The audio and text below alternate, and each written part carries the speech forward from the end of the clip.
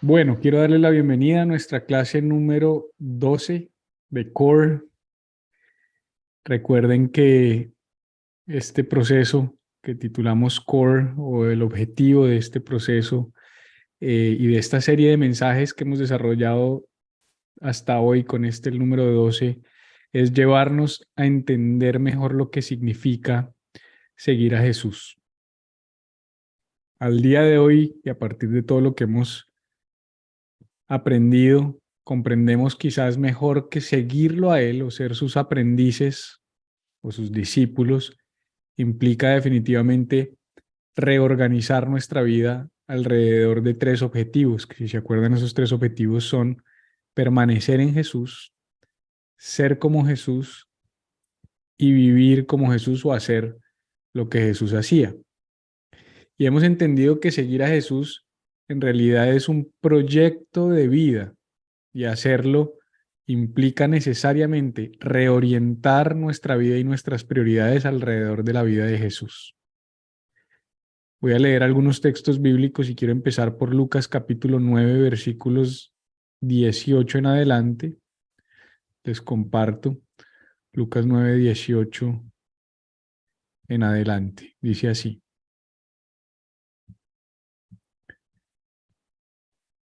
Dice así, Lucas 9, 18 en adelante. Cierto día, Jesús se alejó de las multitudes. Me llama la atención, noten esto, lo vamos a ver en algunos textos hoy. Jesús se alejó de las multitudes para orar a solas. Solo estaban con él sus discípulos y les preguntó: ¿quién dice la gente que soy yo? Bueno, contestaron, algunos dicen que Juan el Bautista, otros dicen Elías y otros dicen que eres uno de los antiguos profetas que volvió de la muerte. Entonces Jesús hizo la siguiente pregunta. Déjenme un segundo acá.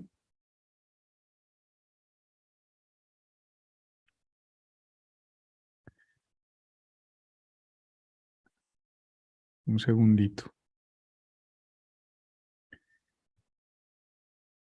Porque no les tenía esa parte copiada allí. Un segundo.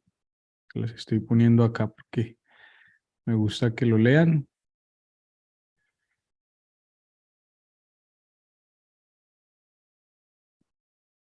Ok, la siguiente parte, entonces dice Jesús así.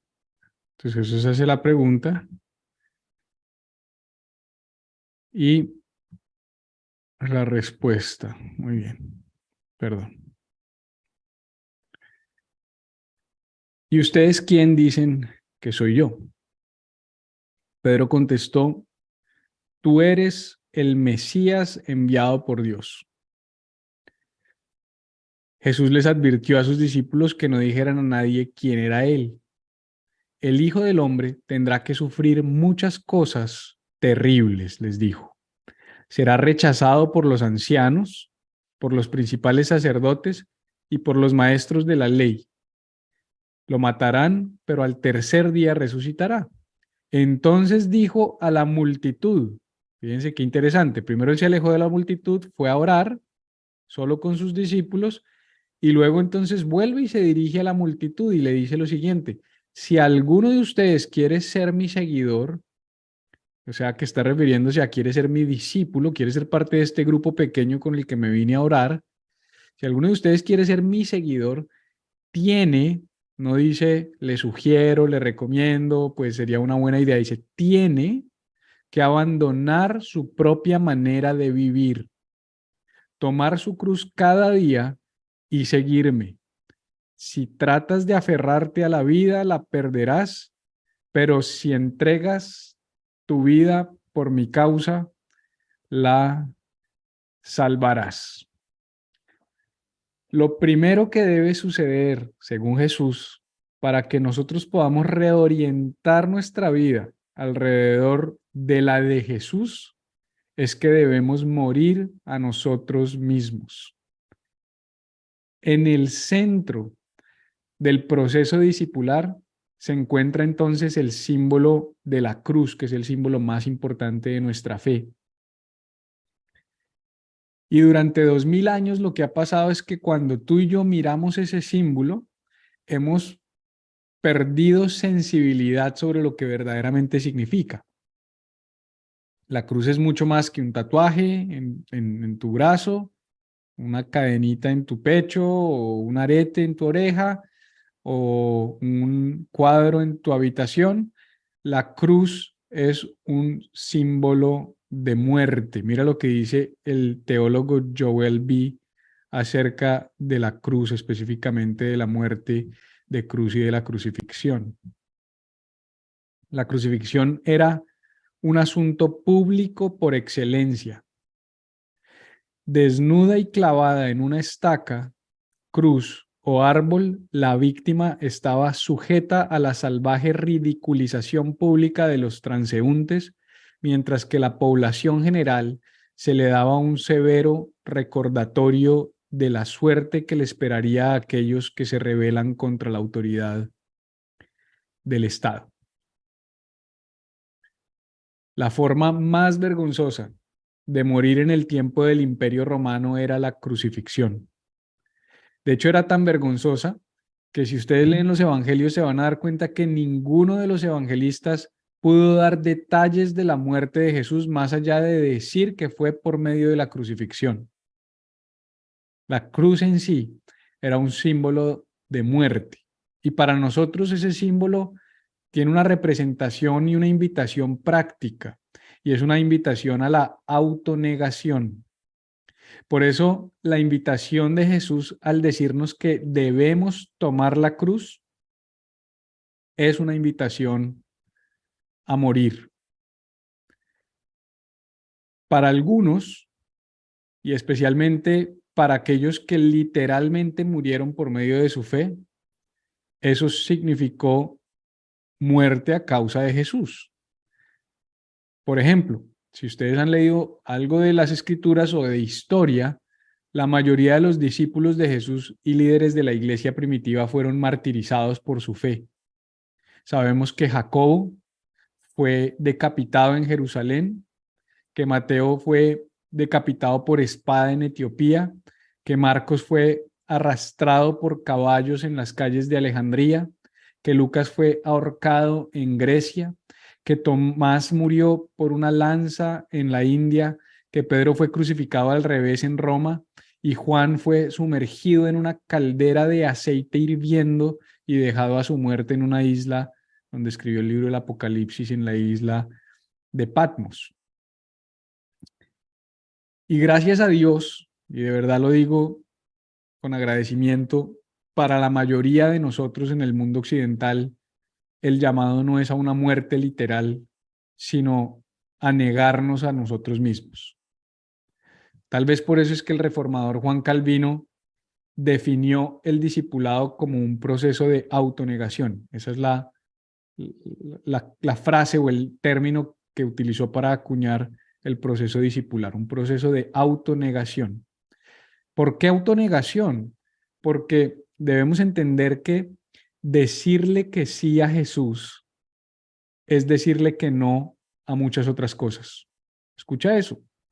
Decirle que sí a Jesús es decirle que no a muchas otras cosas, como nuestros deseos carnales, o nuestro individualismo, o nuestro ego, o quizás a nuestro deseo de gastar nuestros recursos como queramos. La realidad es que al seguir a Jesús, nos negamos a vivir de forma autónoma y más bien decidimos vivir en comunidad, sujetos unos a otros en nuestra fe.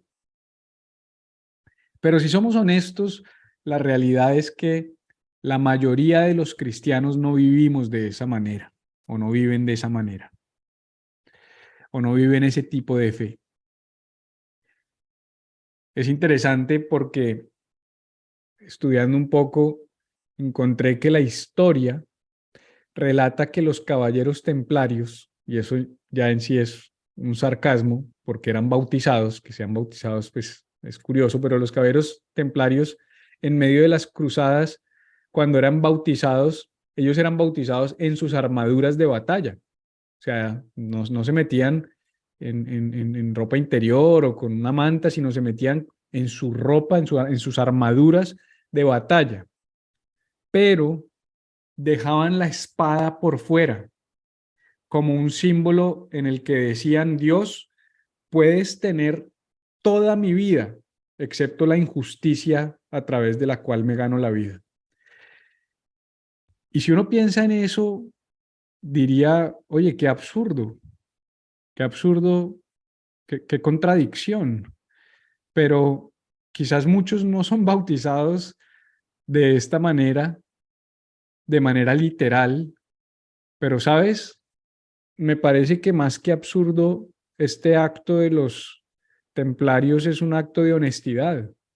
Por lo menos de entrada están entrando a las aguas diciendo: ¿sabes qué, Jesús? Te entrego todo, menos mi espada. Pero nosotros nos sumergimos por completo cuando en realidad en el fondo no le entregamos nuestros recursos, no le entregamos nuestro tiempo, no le entregamos nuestras relaciones sexuales, no le entregamos nuestros hábitos dañinos o nuestras adicciones. Sería más genuino y mucho menos hipócrita si le dijéramos a las personas: para el día del bautismo traiga algo de lo que no le quiera entregar a Jesús y déjelo por fuera, y algunos vendrían con la foto de la exnovia con la que todavía se habla, o algunos vendrían con el paquete de cigarrillos, o otros vendrían con la botella de licor, o otros vendrían con el celular y las redes sociales a las que andan atados, o la página en la que se sumerge a ver pornografía, como diciendo: Jesús, quiero entregarte mi vida, pero hay áreas donde de verdad no quiero que te metas, no quiero que entres a ser Señor de mi vida. Y no funciona de esa manera. El camino de Jesús se basa en la muerte, el entierro y la resurrección. Y te lo voy a decir otra vez: el camino de Jesús se basa en la muerte, el entierro y la resurrección. La vida de la cruz, que es negarnos a nosotros mismos, es relatada en todos los evangelios. Lucas nos dice que debemos tomarla cada día. Me gusta mucho la yuxtaposición que hace Lucas. De alguna manera él dice: toma tu cruz cada día, y eso es de alguna manera paradójico, porque al entender la cruz como la entendemos, tú no tomas la cruz cada día, tú tomas la cruz una vez y pues ya quedaste, porque la cruz, como ya lo mostré, era un mecanismo de muerte. Pero Lucas está siendo claro en decir: por si acaso somos vivos como algunos queremos serlo, y decir: no, yo ya tomé mi cruz en el año de 1998 cuando le entregué mi vida a Cristo. Como que ya ese día fui y me negué a todo y renuncié a todo y fui a los pies de la cruz. O yo hice un encuentro con Dios en el año 2004 y fuimos a la cruz, y allí simbólicamente clavé mis pecados en una cruz y ya quedó, ya está. Pero Lucas lo que está diciendo es: todos los días, cada día necesitas tomar la cruz y seguir a Jesús. Es un asunto diario, es un asunto recurrente. La autonegación es un asunto de todos los días en la vida del cristiano. Pablo presenta esa misma autonegación de la siguiente manera, y este texto quizás es el que más hemos leído en todo este proceso de Core, en el libro de Gálatas, capítulo 5, versículos 16 al 24. Dice lo siguiente: por eso les digo, dejen que el Espíritu Santo los guíe en la vida. Entonces no se dejarán llevar por los impulsos de la naturaleza pecaminosa. La naturaleza pecaminosa desea hacer el mal, que es precisamente lo contrario de lo que quiere el Espíritu. Y el Espíritu nos da deseos que se oponen a lo que a la naturaleza pecaminosa desea. Estas dos fuerzas luchan constantemente entre sí. Entonces, ustedes no son libres para llevar a cabo sus buenas intenciones, pero cuando el Espíritu los guía, ya no están obligados a cumplir la ley de Moisés. Cuando ustedes siguen los deseos de la naturaleza pecaminosa, los resultados son más que claros: inmoralidad sexual. Vea la espada por fuera de las aguas cuando leo estos frutos, estos deseos de la naturaleza pecaminosa: inmoralidad sexual, impureza, pasiones sensuales, idolatría, hechicería, hostilidad, peleas, celos, arrebatos de furia, ambición egoísta, discordias, divisiones, envidia, borracheras, fiestas desenfrenadas y otros pecados parecidos. Permítanme repetirles lo que les dije antes. Cualquiera que lleve esa clase de vida no heredará el reino de Dios. Si no mueres, no puedes seguir a Jesús. En cambio, la clase de fruto que el Espíritu Santo produce en nuestra vida es amor, alegría, paz, paciencia, gentileza, bondad, fidelidad, humildad y control propio. No existen leyes contra esas cosas. Los que pertenecen a Cristo, escucha, han clavado en la cruz las pasiones y los deseos de la naturaleza pecaminosa y los han crucificado allí.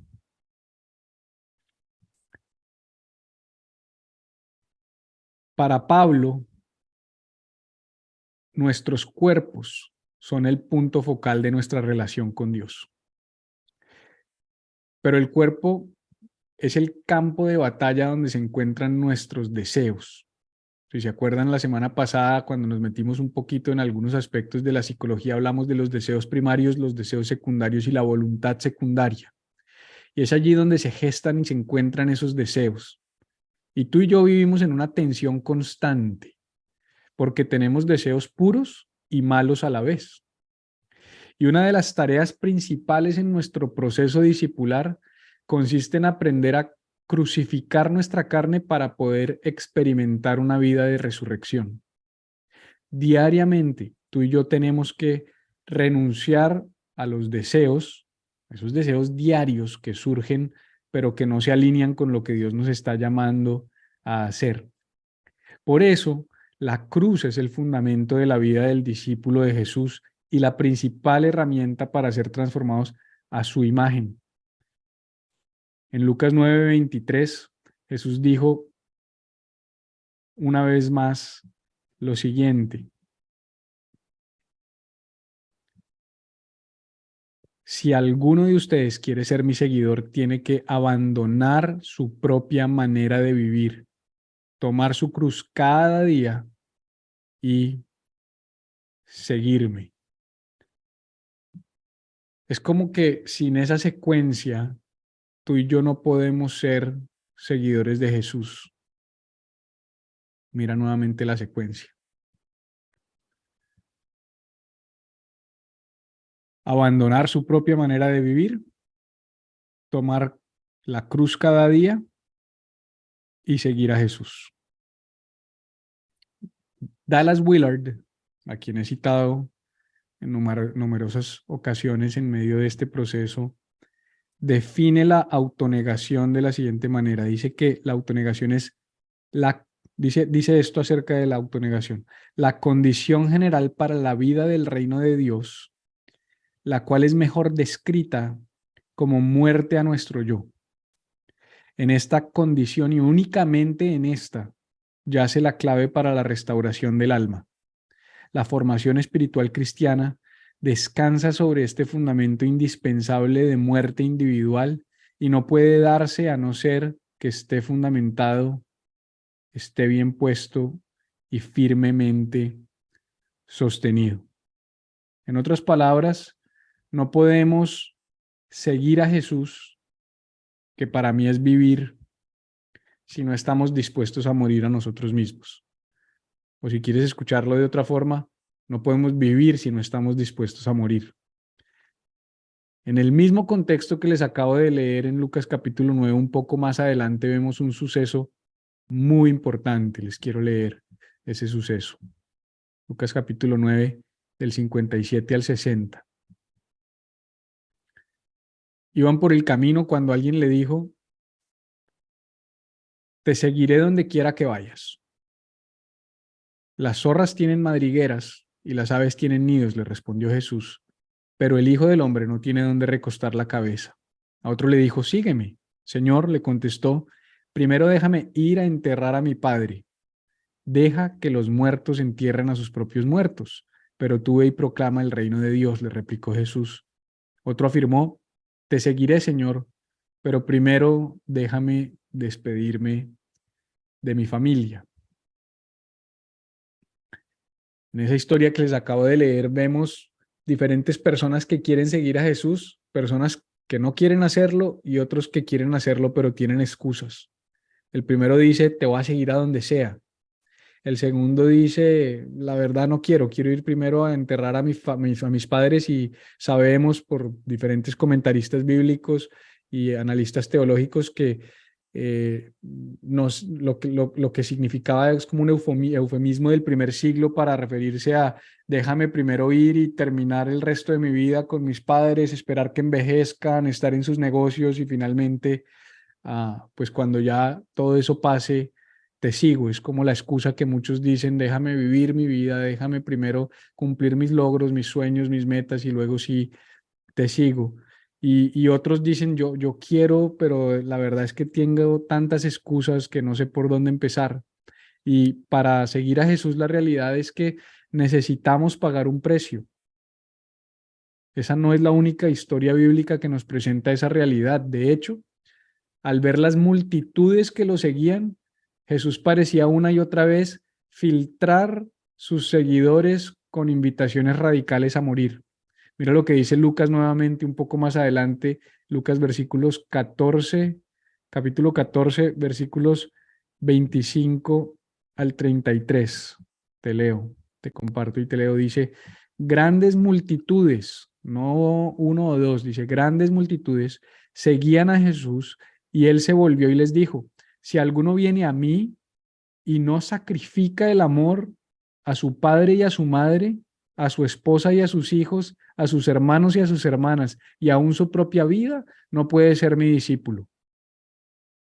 Y el que no carga su cruz y me sigue, no puede ser mi discípulo. Supongamos que alguno de ustedes quiere construir una torre.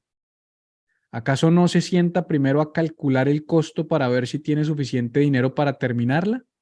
Si echa los cimientos y no puede terminarla, todos los que la vean comenzarán a burlarse de él y dirán, este hombre ya no pudo terminar lo que comenzó a construir. O supongamos que un rey está a punto de ir a la guerra contra otro rey.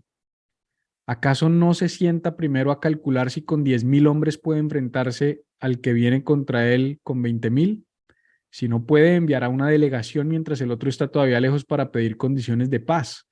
De la misma manera, cualquiera de ustedes que no renuncie a todos sus bienes no puede ser mi discípulo. Casi que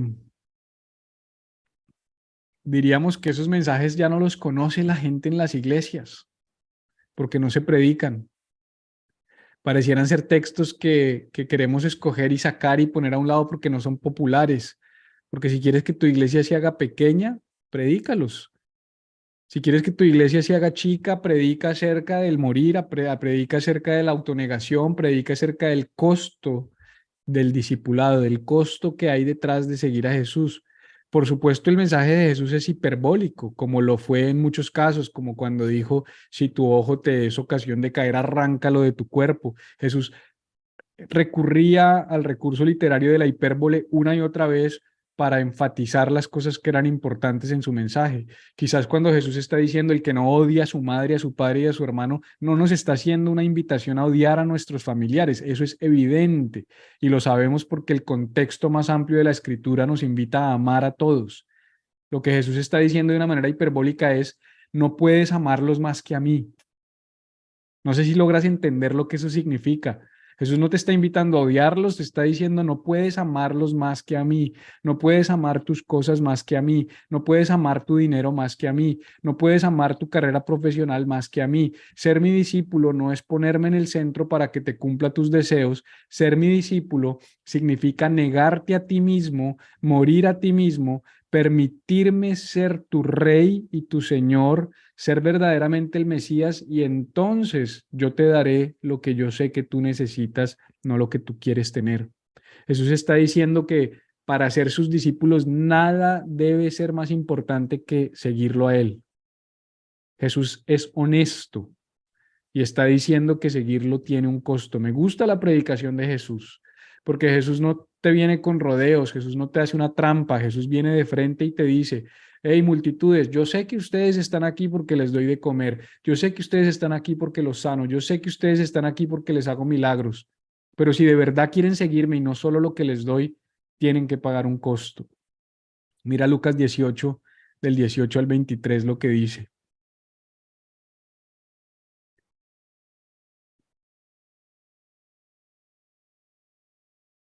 Cierto dirigente le preguntó, Maestro bueno, ¿qué tengo que hacer para heredar la vida eterna? ¿Por qué me llamas bueno? Respondió Jesús. Nadie es bueno sino solo Dios. Ya sabes los mandamientos. No cometas adulterio, no mates, no robes, no presentes falso testimonio, honra a tu padre y a tu madre. Todo esto lo he cumplido desde que era joven, dijo el hombre. Al oír esto, Jesús añadió, todavía te falta una cosa. Además, Jesús fue muy sabio porque lo dejó por fuera, el mandamiento de la codicia. Si se dan cuenta, no está en los mandamientos de arriba. Jesús de los mandamientos sabes y los recita, pero dejó por fuera uno. Y él dice, todos los he cumplido. Y dice, sí, pero te falta una cosa. Vende todo lo que tienes y repártelo entre los pobres y tendrás tesoro en el cielo. Luego de que hagas eso, luego ven y sígueme. Paga el precio primero, luego ven y sígueme. Cuando el hombre oyó esto, se entristeció mucho, pues era muy rico. Solo de ahí puede salir una prédica. Se entristeció mucho, pues era muy rico. Eso dice mucho. Pero la realidad es que ese no es un mandamiento universal. Es decir, no podemos hacer una doctrina donde se diga que para seguir a Jesús hay que venderlo todo y seguirlo, pero sí puede serlo para algunas personas. Y la pregunta que yo te hago hoy es, ¿qué harías si Jesús te pidiera eso? ¿Qué harías hoy si Jesús te pidiera exactamente lo que le pidió a ese hombre? Vende todo lo que tienes y repártelo entre los pobres. Es tremendo porque Jesús no te da una instrucción, sino una promesa. Casi todos los que leemos ese texto nos enfocamos en el costo, pero no sé si te diste cuenta de la promesa. Vende todo lo que tienes y repártelo entre los pobres y tendrás tesoro en el cielo. Hay que ser muy tonto y muy torpe para quedarse con el tesoro terrenal y despreciar el celestial. Por eso fue que el hombre se entristeció mucho, porque su mucha riqueza no le dejó seguir a Jesús. Quizás para este hombre el obstáculo fue el dinero, pero si todos los que estamos aquí somos honestos, como los caballeros templarios tenemos algo que no estaríamos dispuestos a entregarle a Jesús. Así eso nos prometa la vida eterna y la vida abundante que Él nos ofrece. Pero si queremos eso, tenemos que morir. Y vuelvo y digo, yo sé que este tipo de enseñanzas hoy en día lo único que logran en el cristianismo moderno es reducir las audiencias. Pero, ¿qué le vamos a hacer? Ese es el mensaje de Jesús. Aunque no podemos hablar de negación en la era de la conquista personal y del coaching de vida y de la motivación, tenemos que predicar el mensaje de Jesús. Mira lo que dice el autor y conferencista Sky Jedwani en su libro The Divine Comedy. Si hay una frase que se te quede después de la clase de hoy, podría ser esta, y un par más que vienen ahorita más adelante. El libro de Divine Commodity, Discovering a Faith Beyond Consumer Christianity, eso es la mercancía divina descubriendo una fe más allá del cristianismo de consumo. Ese es como el subtítulo del libro, si puede léalo. Mi secreto es que quiero ser relevante y popular. Quiero que mis deseos sean cumplidos y el dolor minimizado. Quiero una relación manejable con una institución en lugar de relaciones desordenadas con personas reales. Quiero ser transformado a la imagen de Cristo con solo participar en eventos de entretenimiento en lugar de pasar por el duro proceso de la disciplina. Quiero ponerme la fe sobre mi camiseta, pero no quiero mirar la oscuridad de mi corazón. Y sobre todo, quiero un Dios con minúscula controlable. Quiero una mercancía divina, divine commodity, para hacer mi voluntad en la tierra y también en el cielo. Demasiado profundo. Y esa podría ser la oración de millones de cristianos en el mundo occidental. Yo creo que vivimos en una tensión constante entre la invitación de Jesús a seguirlo a Él y el mantra de nuestra cultura que nos invita a ser felices por consumir más y ser fieles a nuestros deseos profundos. Vivimos en la época de ser fieles a nuestros deseos. Vivimos en la época de seguir nuestro corazón. Vivimos en la época de decirle que sí a lo que nuestra alma nos dicta. Vivimos en la época de cumplir nuestro sueño personal. Y vivimos en una época donde no se acepta la idea de la autoridad. Por eso, rendirnos ante el señorío de Cristo es una idea poco popular. Queremos a Jesús, escucha bien, queremos a Jesús como nuestro Salvador, pero no lo queremos como Señor. Y hasta donde yo me acuerdo, en el año de 1997, cuando le entregué mi vida a Jesús, hice una oración para recibir a Jesús como Señor y Salvador. Pero vivimos en la cultura de Jesús el Salvador y muy poco de Jesús el Señor. En el libro de Disappearing Church, o la iglesia que está desapareciendo, Mark Sayers dice lo siguiente. Te lo pongo aquí en la pantalla, perdón.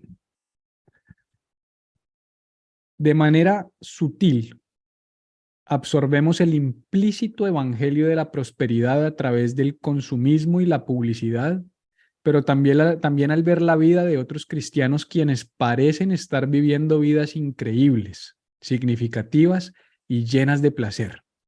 Solo debemos dar una mirada a nuestro Instagram para encontrar pastores, músicos creyentes, artistas, autores y activistas quienes parecen vivir vidas increíbles. Estas personas parecen tener lo mejor de los dos mundos. Siguen a Jesús y pueden viajar. Viven en vecindarios lujosos.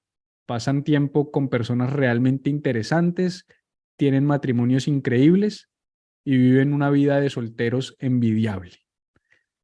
Y conectan con las personas más maravillosas del mundo. No reconocemos la forma en que el implícito evangelio de la prosperidad nos afecta a todos hasta que nuestras expectativas no manifiestas no se cumplen. Entendemos que Dios le puede pedir a personas de otras partes del mundo que dejen cosas, que hagan sacrificios, pero nuestra herejía escondida bajo la superficie es nuestra creencia de que Dios nunca nos pedirá a los cristianos de Occidente que nos neguemos a nosotros mismos. Están muy callados. Bueno, están muteados, pero están callados.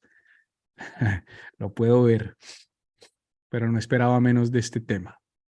Y es que la realidad, y leyendo este texto, escribí como algunos contrastes y te los quiero presentar porque vivimos en medio de una contradicción en medio de la cual queremos lo mejor de lo que yo llamo ambos mundos.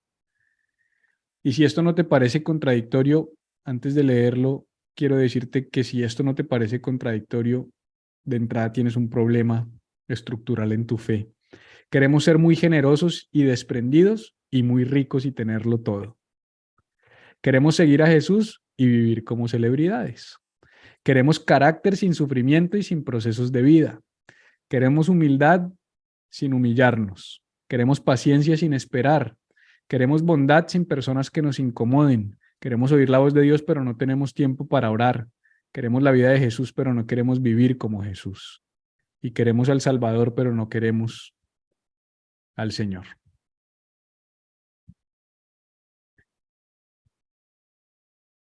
La vida de negarnos a nosotros mismos no es una vida de reglas. Escúchame bien. No, este mensaje no es una invitación a las reglas. Dios me hizo libre de las reglas religiosas hace unos años y espero no volver allá. Pero sí es una vida de rendirnos diariamente a Jesús y estar dispuestos a morir al deseo de gobernar nuestras propias vidas y permitirle más bien a Él gobernar nuestras decisiones en cada instante. Se trata de entregar los obstáculos que nos impiden entregar nuestras vidas por completo delante de Él.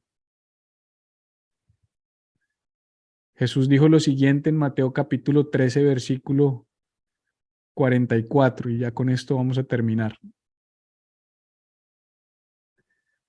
El reino de los cielos es como un tesoro escondido en un campo. Cuando un hombre lo descubrió, lo volvió a enterrar o esconder y lleno de alegría fue y vendió todo lo que tenía y compró ese campo. Esto es hermoso. ¿Qué vio este hombre para con alegría vender todo lo que tenía que no vio el joven rico para con amargura quedarse con todo lo que tenía? Solo cuando tú ves el tesoro oculto del reino de los cielos, puedes con alegría entregarlo todo y rendirlo todo ante los pies de Cristo. Pero yo creo que lo que debemos entender, familia, es que seguir a Jesús sí implica darlo todo, pero siempre el tesoro que recibimos a cambio es mayor a lo que entregamos. Ese tesoro es nuestra eterna recompensa y ese tesoro, para los que están pensando en signos pesos y en carros y en lotes y en casas y en yates, les tengo una noticia. Ese tesoro se llama Jesús. Jesús es el tesoro de nuestra fe y Jesús es el tesoro del reino de los cielos. Por eso quiero cerrar con esta frase. Una frase del misionero Jim Elliot, quien murió como mártir predicando a Jesús en el Ecuador. Él dijo lo siguiente: si alguien murió por Jesús, vale la pena que escuchemos lo que tenía para decir. Muchos hoy en día piensan que Jesús murió por ellos para hacerlos ricos, pero estos hombres dieron su vida por Jesús. El misionero Jim Elliot, quien murió como mártir, dijo lo siguiente: no es ningún tonto aquel que entrega lo que no puede retener para ganar aquello que no puede perder. Es profundo. No es ningún tonto aquel que entrega lo que no puede retener para ganar aquello que no puede perder, porque lo que ganas en Cristo nadie te lo puede quitar, pero todo lo que tienes al final del día, la Biblia dice que cielo y tierra pasarán. Creo que es tiempo, iglesia, de sentarnos a calcular el costo del discipulado, pero no podemos olvidar hacer la cuenta del costo del no discipulado. Y quiero decirte eso nuevamente porque esas son mis últimas palabras de la noche de hoy. Siéntate a calcular el costo del discipulado, que es alto, pero al hacerlo, no te olvides de calcular el costo del no discipulado, que al final es mucho más alto. Dios los bendiga.